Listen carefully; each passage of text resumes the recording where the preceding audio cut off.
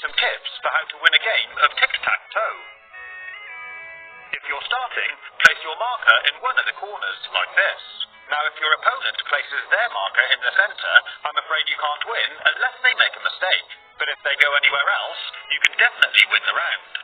If they decide to put their mark in any of these three squares here, you need to put your next mark here.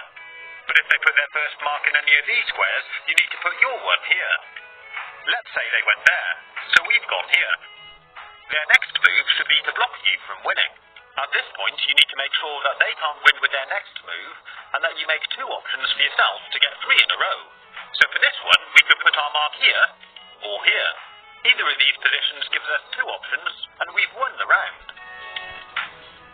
If your opponent started here, you'd have to go here to make sure you've still got two options for winning.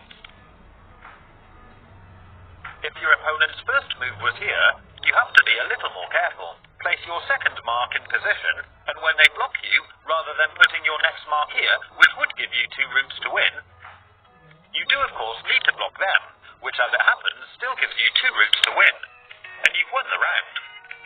If they started in any of these three squares, it's exactly the same principles, just in reverse. Now if their first move was directly opposite you, you can either go here, or here. Once they've blocked you, just put a mark in the final corner, and that'll give you your two paths to win. If your opponent starts, make sure you put your first mark in the middle square.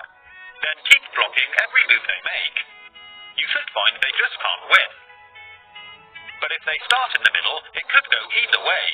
You need to be careful where you put your marks, otherwise they could get lucky and score a point.